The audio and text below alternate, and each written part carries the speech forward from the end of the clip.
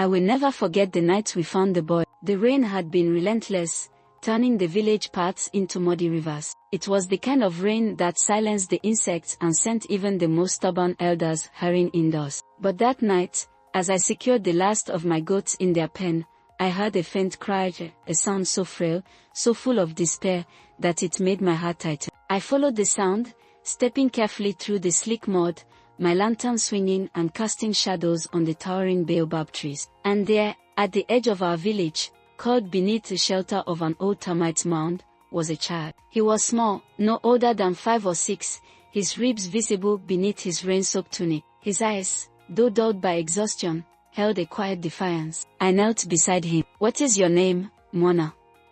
I asked gently. He hesitated before whispering, "Obasi." "Where is your family?" He only shook his head. His tiny hands clutched at the earth as if he could draw strength from it. By morning, the elders had gathered in my hut to discuss what was to be done. In our village of Nyandoro, we did not turn away those in need, but a child without kin was an ill omen. Some feared he had been cast out for a reason, that the spirits had marked him. Others, like my sister Abina, believed he had simply lost his way. "What if his parents are searching for him?" she asked. "We must send word to the neighboring villages." But days passed, then weeks, and no one came for Obasi. Slowly, he became part of our village. My wife, Adoma, fed him alongside our own children, and though he spoke little of his past, he worked hard, helping in the fields and tending to the goats. Yet, not everyone accepted him. The village boys, led by Jabari, the chief's son, often tormented him. "He is a child of bad fortune," they whispered. "The spirits have rejected him." One evening, as I sat outside my hut, I saw Obasi return from the river, his arms bruised. I said nothing, waiting for him to speak. "Why do they hate me?"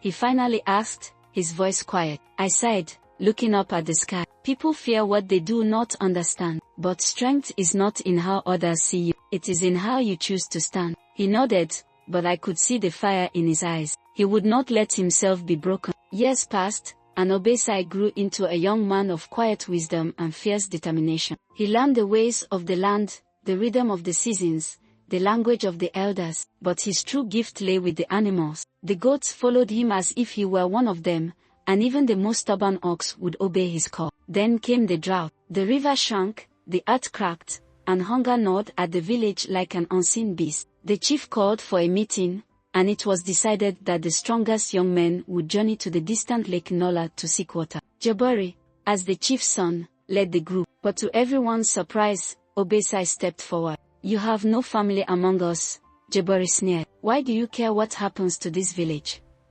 Obasi met his gaze. "Because family is not only by blood, it is by those who stand together." The journey was treacherous. Days beneath the punishing sun, nights filled with the howls of unseen predators. When they reached the lake, they found it guarded by a pride of lions. Fear gripped the young men, and even Jabari hesitated. But Obasi stepped forward. He did not run. He did not raise a weapon. He simply knelt and held out his hands. The largest lion, its golden mane like fire, watched him for what felt like an eternity before turning away. The others followed, melting into the tall grass. When the young men returned, bearing water and news of Obasi's courage, the village rejoiced. Even Jabari, humbled, stood before him. "You are not a child of bad fortune," he admitted. "You are a child of strength." Obasi remained with us, not as an orphan, not as an outsider, but as a son of Nyandoro. And in time, when the old chief passed, it was not Jabari who was chosen to lead, but the boy we once found alone in the rain. I still remember that night,